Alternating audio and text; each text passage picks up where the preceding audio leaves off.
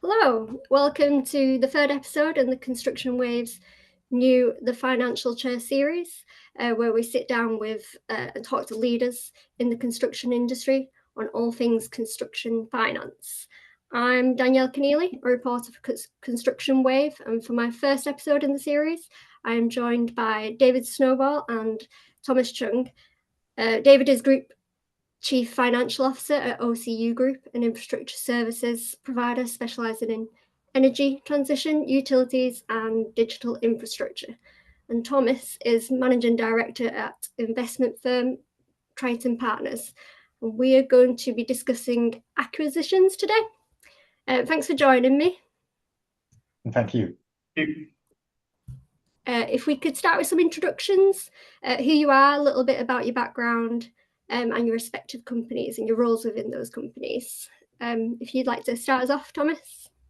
Yeah, of course. My name is Thomas Cheung. I'm a managing director at Triton Partners, working in the business services team based in London.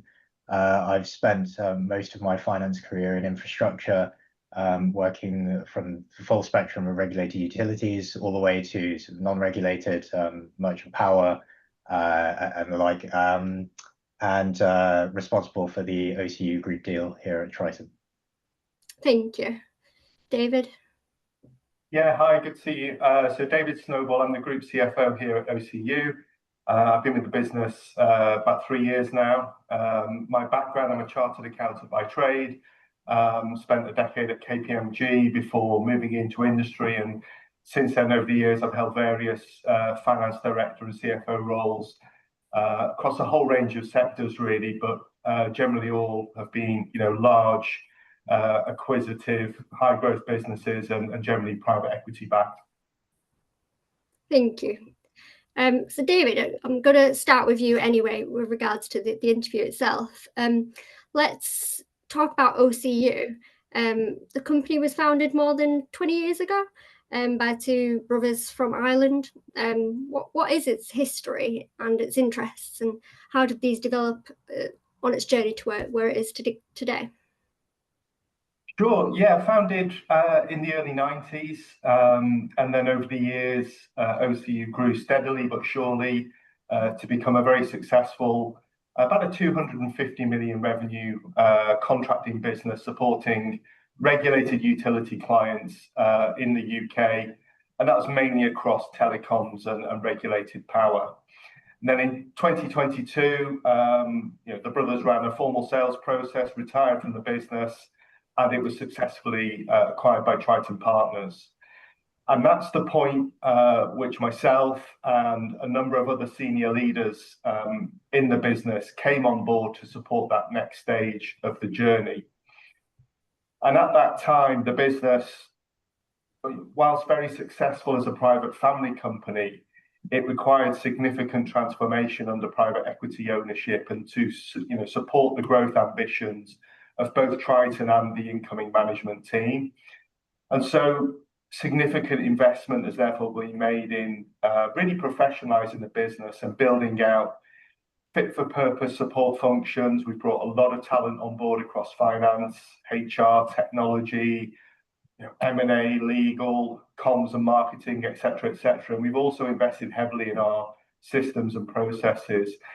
That's been instrumental, really, in providing us today with a scalable platform, which over the last 3 years has seen us successfully grow to about $1 billion revenue business and also significantly diversify, both in terms of the markets we operate in, but also the services and capabilities that we're able to offer to our clients. Thank you. So Thomas, this actually leads quite nicely onto yourself and onto Triton, and the partnership between you both. Tell us a little bit more about Triton as a whole, and then if you could detail what brought you to invest in the energy transition sector, particularly those that provide digital infrastructure. How did the acquisition of OCU in particular come about, and how does this fit into Triton's broader portfolio and longer term vision? Yeah, sure. So Triton, as you mentioned, is a private equity firm, been around since 1997. And really our heritage is in sort of technical, industrial infrastructure services. I think, looking back over certainly the past 20 years, we've invested in many of those types of businesses, large, decentralized, blue-collar workforce businesses. And so it's a market we're very familiar with, right, all across Europe. And it's one of our most common sort of investment subsectors. I don't think you can get a subsector that is more Triton than technical and infrastructure services. This one specifically was our first foray into the UK. We've had many across sort of continental Europe, but I'll come back to that in a bit. But specifically on the energy transition, we also have an industrial side of the firm where we have many investments that manufacture critical components in things like electricity networks. So we touch most parts of the value chain all the way leading up to the asset owner, essentially, and that's where we sort of stop. Specifically why the UK, I guess, like a lot of countries, but sort of particularly acute in the UK, it's sort of undergoing a bit of a step change in critical infrastructure investment, right? You might have seen sort of the UK government publishing many papers over the last sort of 5 to 10 years on long-term infrastructure strategy. And really, this is, a large part of it is to enable the energy transition, where OCU can play a very critical role. If you look at the landscape of these companies, as I said, we're quite familiar with the market. There are very few players of scale, and OCU was, one of those very few. And they were exposed to sort of these growing markets, as you say. So energy transition was one. Digital infrastructure, they were very strong in, regulated, non-regulated power, water, and other areas, right? So we wanted, obviously, to be part of that sort of growth, and we saw OCU as a platform that was relevant for that, right?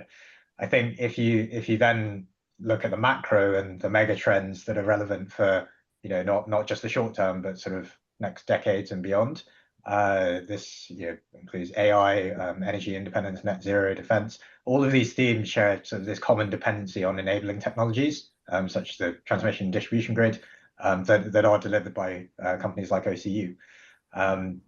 So we talked about grid reinforcement upgrade, but also renewable generation, battery storage, high-speed comms networks, water security, and all of that, all of those services and assets need sort of daily asset integrity monitoring and maintenance.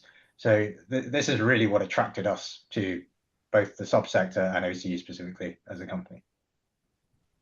Thank you. Appreciate that.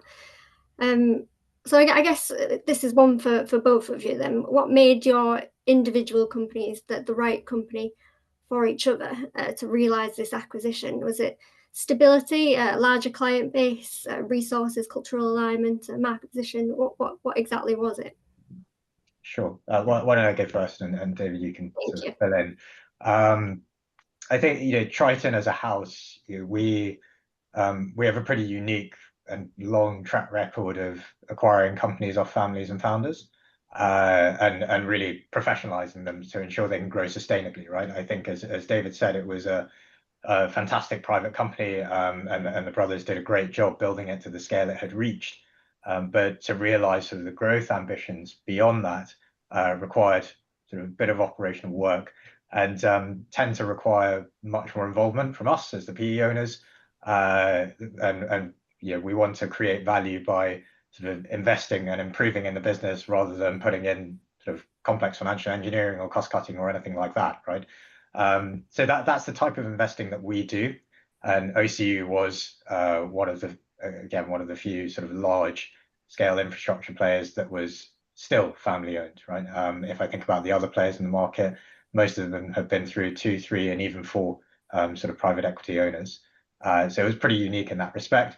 I think David, as he said, played a pretty key role in professionalizing the business. We'll come onto this later, but sort of we've been fairly acquisitive as a business. We've grown quite quickly organically, and that could only really happen when the foundations were solid, right? And so we sort of looked at OCU and saw the combination of what was a fundamentally sound business in a fast-growing market that I discussed, that wasn't really exploiting the full market potential. But we were confident it was downside protected because this business runs on long-term framework contracts, very predictable, very stable, with blue chip customers. So the utilities that serve the entirety of the UK. And you mentioned sort of cultural alignment. I guess to us, and as services investors, most services businesses are built on people, right? You don't have assets that you can keep hold of and sell. Your value walks out the door every single day. So throughout the acquisition process, it became clear that ourselves and management had a pretty common vision of what OCU could become and how to achieve that, more importantly. So I think that cultural alignment piece was very, very important. Thank you. And is this also coming from your side, David? Do you agree, or is there other elements as well? Yeah, no, I fully agree. I think Thomas is spot on. For us as a management team, it was very clear from the start that there was that complete alignment on both, the significant opportunity ahead for the business, but also the strategy that was needed and how we would unlock it. Given their track record, Triton were the right partners to support OCU on that journey from that founder-owned private business to the highly professionalized and scalable £1 billion revenue business we are today. And as we've been on that journey, particularly in the early days during that first year, the company was able to leverage a lot of in-house expertise at Triton in a number of areas. So things like digital and technology, ESG, capital markets advisory, and so on. And that all proved really valuable. And throughout the partnership, it's worked really well. We've stayed aligned to our common vision for the business, and it's been incredibly successful. That's great to hear. Thank you. As a financial chair series, we will have viewers that are interested in the financial elements and aspects in terms of the deal itself. Can you provide more details on the valuation, the purchase price, the deal structure, and also what are the key milestones that goes with that, and what goes on behind closed doors to make that deal happen? If you want to start, David. Thomas, do you want to take that one? Yeah, I'd probably take this one. I guess in terms of valuation, historically, the UK infrastructure services sector has traded in a very, very tight range, right? And it is very predictable.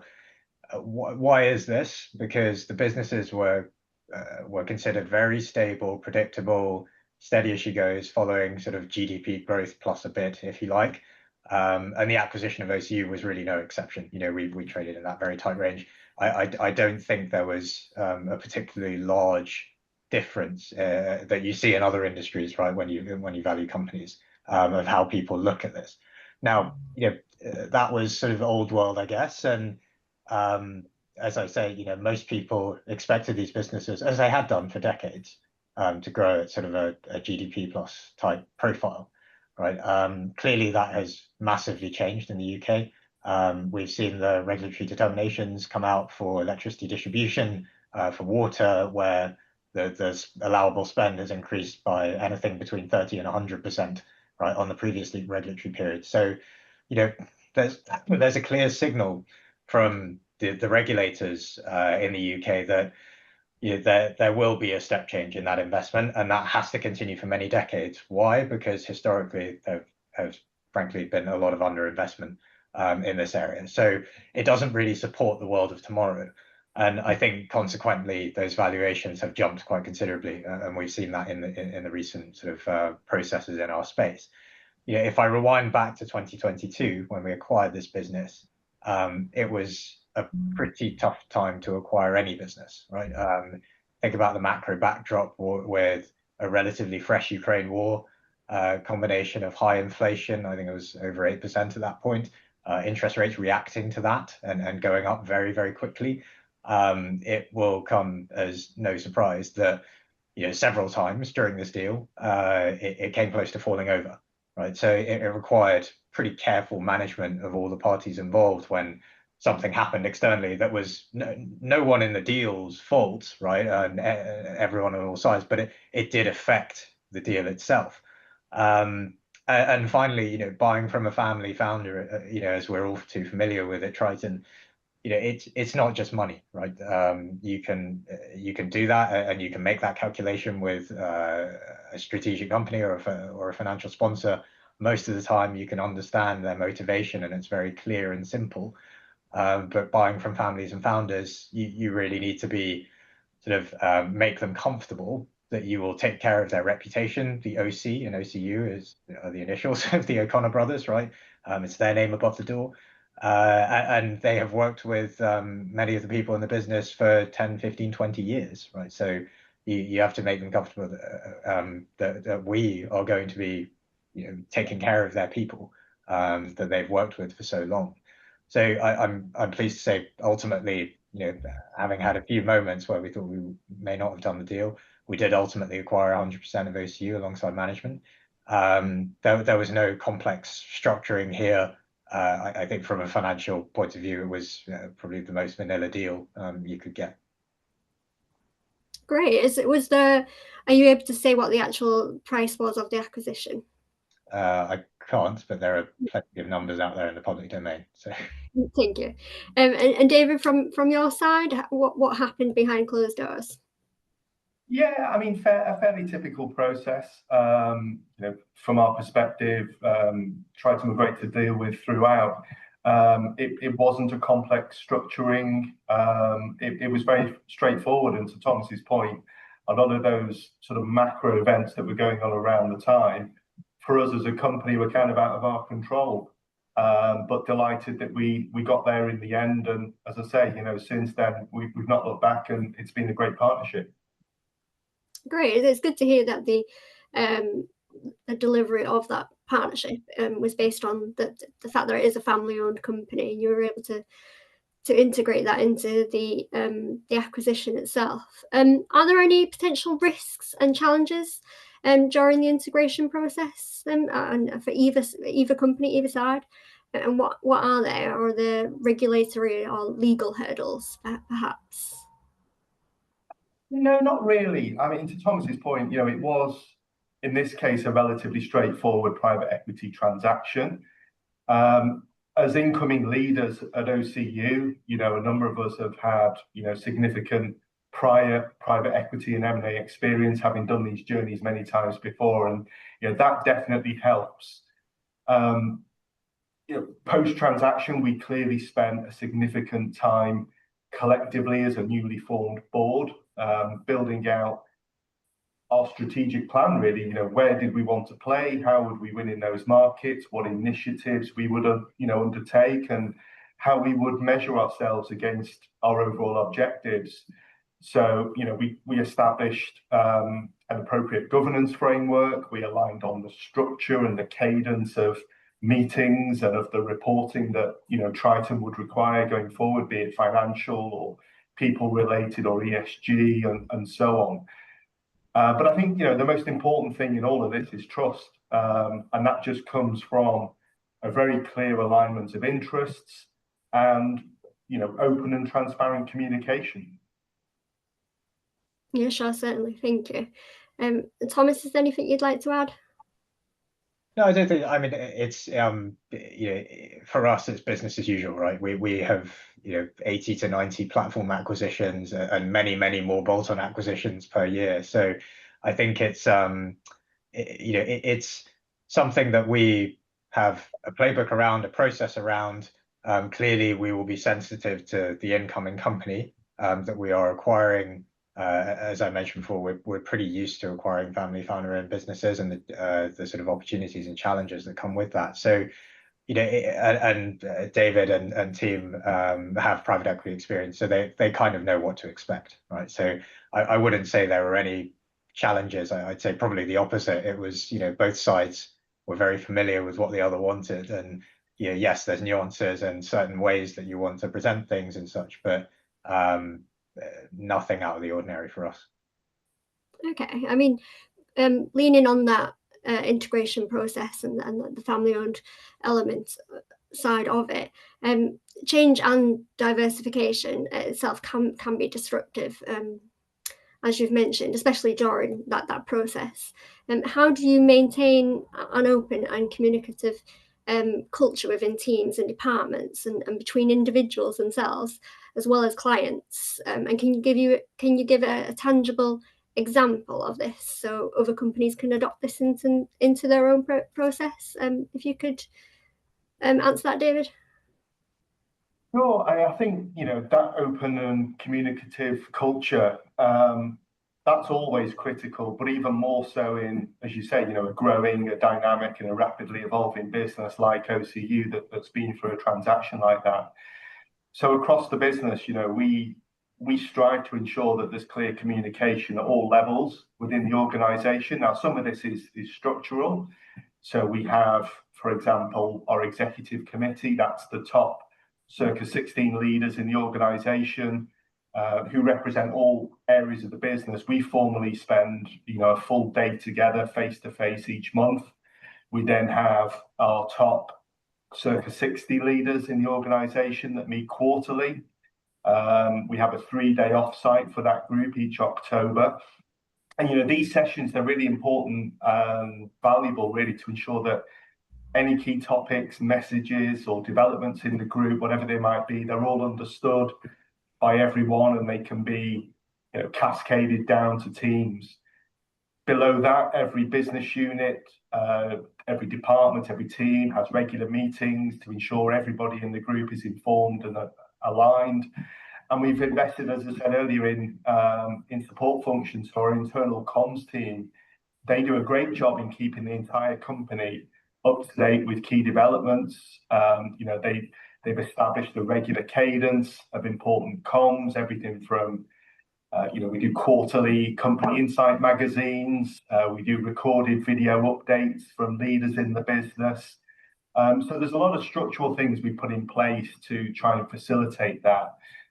But I think it's more than just that, though. I think establishing a truly open and communicative culture, it's really underpinned by our values as an organisation and that tone from the top. So, leaders' doors are always open. Literally anybody in the organisation can go and sit down with our CEO or any of the other directors to discuss anything they wish at any time. And, as senior leaders, we also recognise the importance of staying connected with the most important people in the organisation, of course, which are those actually undertaking the excellent work we do for our clients on the ground. So we'll all do regular site visits across the country to stay connected with those people as well. So I think combination of structural factors, but also just that the values, the way we operate and the tone from the top is really important in driving that sort of culture. Thank you. And Thomas, do you have any input in that? Do you get in touch with clients or is it just a case of letting OCU take the helm? Yeah, I mean we have on occasion met some of the bigger clients, but really, it's the management team that delivers these results, right? And who are responsible for the business.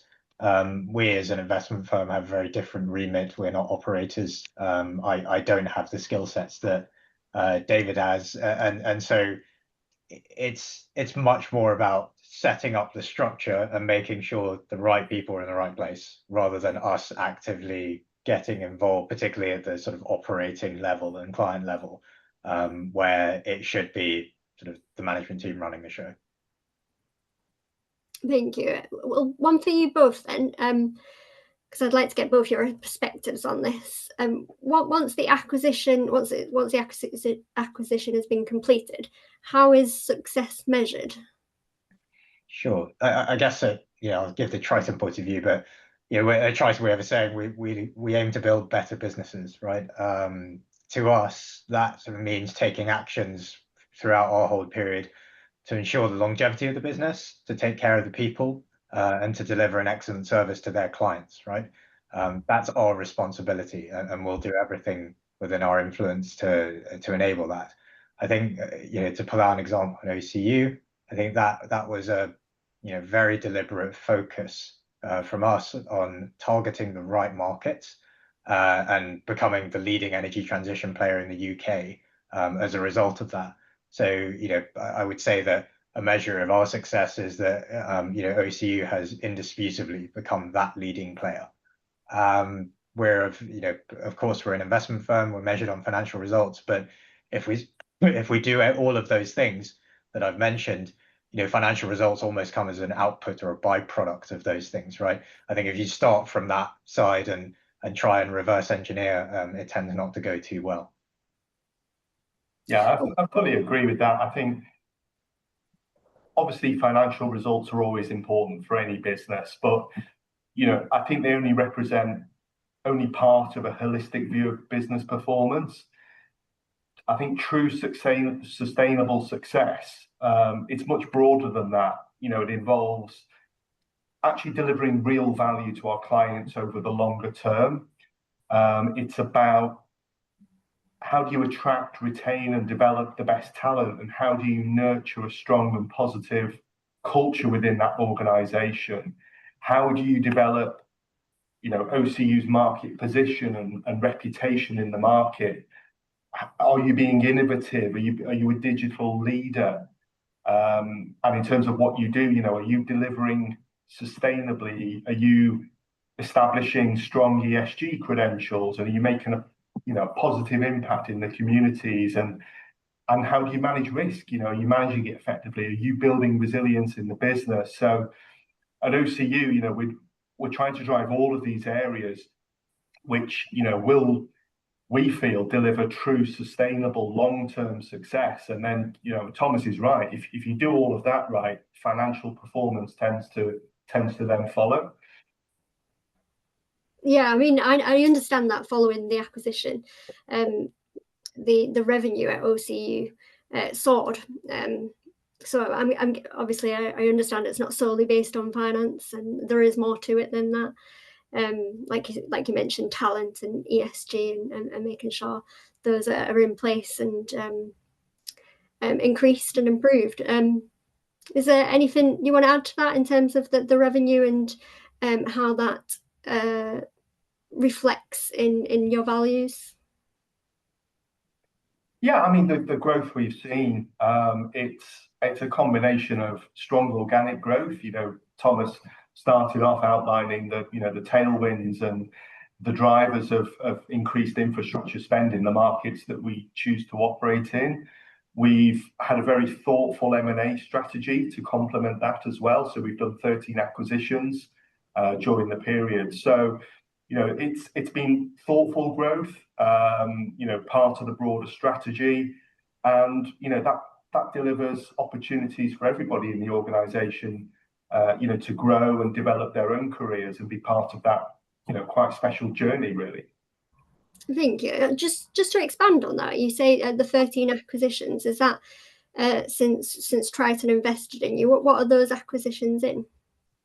Yeah, so I think it's 12 on Triton's watch, 13 in total. What we've sought to do is, as part of the strategy, looking at the markets we operate in, we try to make a number of strategic acquisitions that really give the group something different. So either it's giving us a new capability that we can offer to our clients as part of the wider value chain, or it's given us a new geography as we've filled out our presence across the UK. So they've all had to be strategic, i.e. bringing something different and accretive to the group.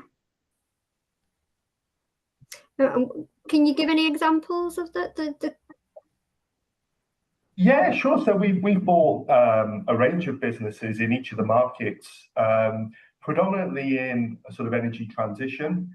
So we recognise the decades really of spend that's needed on net zero as the UK goes on that journey. So we've bought specialist businesses, be it very credible wind farm contractors, to specialist energy companies, design businesses, both in energy and indeed in water, because we feel if we can offer clients increasingly a one-stop shop across the value chain, a design, a build, a maintenance capability, we can help them solve some of their challenges as they navigate the step change in spend that's needed. So we've done a number of acquisitions in power, in water. We've done a couple of acquisitions, and that I think will always be part of the journey. We operate in a very fragmented market, but the important thing is it's not acquisitions, but for the sake of doing acquisitions,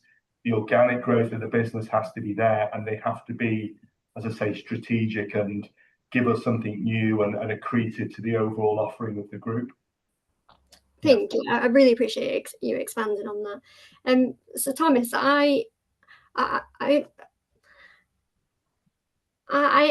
guessing that you would have some say in what the acquisitions are, but I guess as an investment firm with funds that you back OCU Group in line with your vision and strategy, at what point do you decide to sell the company once it's become a better business, and what happens at that point?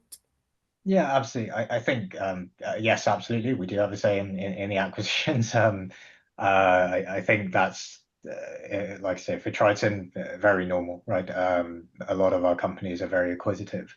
I think in terms of timing, for us, it's not really about a time frame.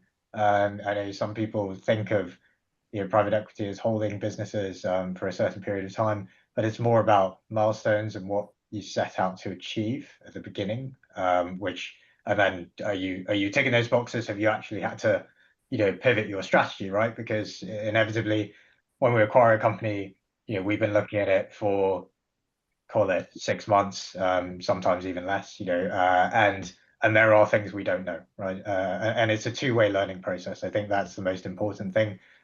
We have to learn, how the company operates and where they want to play and where they're strong, as well as vice versa, of us implementing processes into that company. So, as we go through the journey and we learn about the company, the external forces that influence the market opportunity, we're sort of going to tweak and adjust those plans. And sometimes those goals move, right? Not drastically, typically, but there's sort of tweaks and nuances to them, which will add along the way. As David mentioned, as an example, we decided onshore wind capability was critical to our journey. You might know that there was almost a moratorium and onshore wind in England and Wales for quite a number of years now. That opened up, and obviously Scotland has always been a fairly large player in the UK, well, the biggest renewables market in the UK, and most of that renewables market is wind. So we said, okay, well, that's going to be a critical capability that we need to bring in. And the design acquisitions that David referenced as well, in-house power and water design capability, that helps our clients, right? So if you think about the size of the opportunity in infrastructure and the transformation that's needed, it's very difficult to do that with an enormously fragmented market where you as a utility, as a client, have to deal with a supply chain of thousands of different companies and all the interface risks that deal with that. It's much easier that actually it's under, whether it be an OCU roof or someone else, you're dealing with a single counterparty that can deliver all of those services. They talk, internally, and can ultimately reduce risk and cost for you as a client. So I think there's those sorts of achievements where we'll go through and ensure that we're tracking against them, right? And as I say, every year we will have a review as to, are those still the right achievements to be tracking? Is there anything that's changed in the market that requires us to either accelerate an initiative that we're already doing, or even drop one, right? Sometimes we're not afraid to admit we're wrong, right? I guess for OCU, we aim to reach the point where the business is set up with a highly visible growth trajectory that the next owner can deliver with pretty minimal friction, right? I think that is the ultimate goal for us at OCU. Okay, thank you.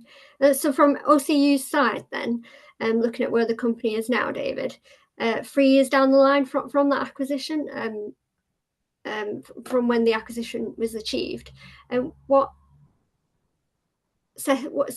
achieved what it set out, has it set out what you wanted it to achieve? Yeah, very much so.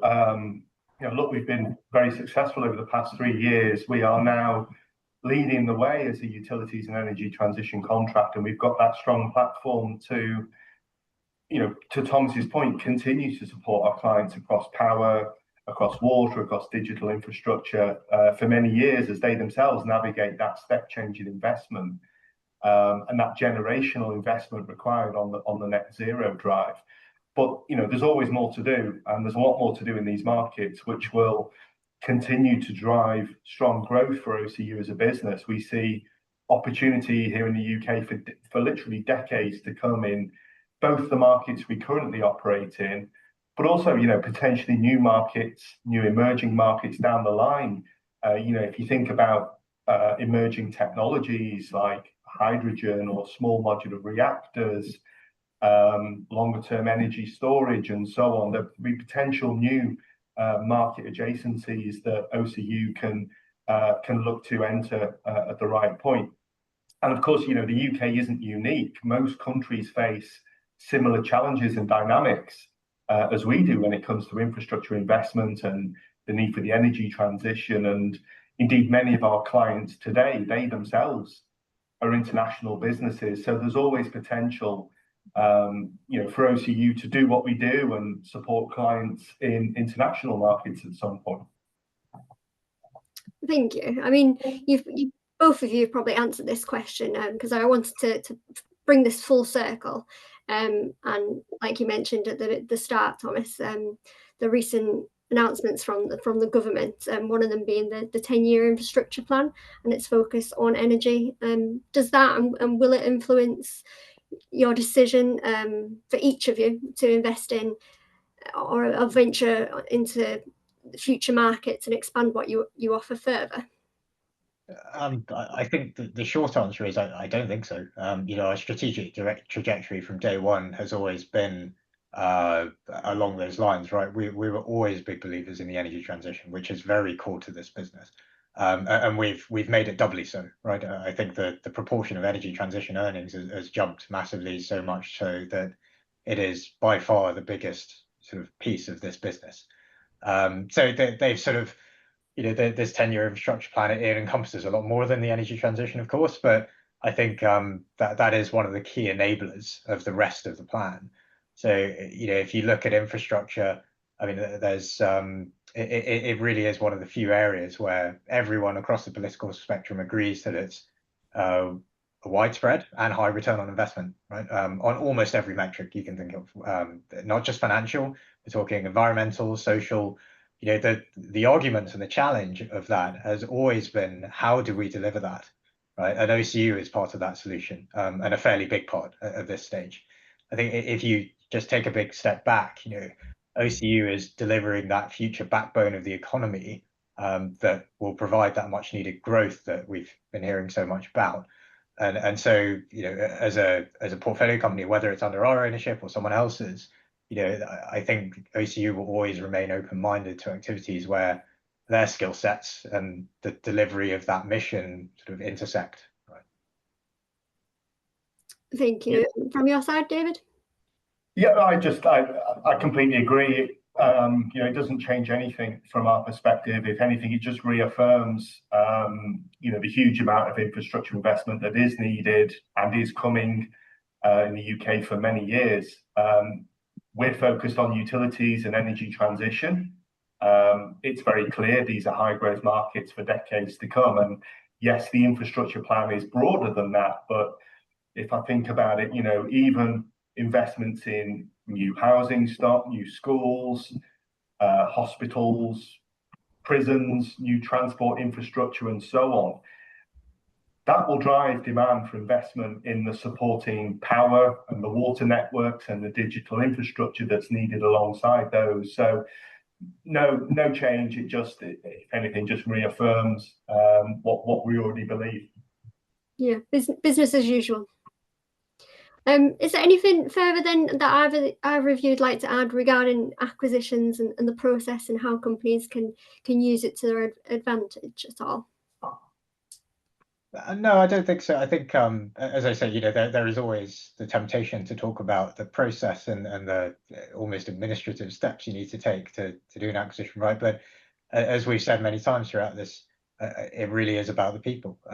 You need to be aligned between shareholder and management, and we like to think of it as a partnership rather than a sort of owner, portfolio company type relationship, right?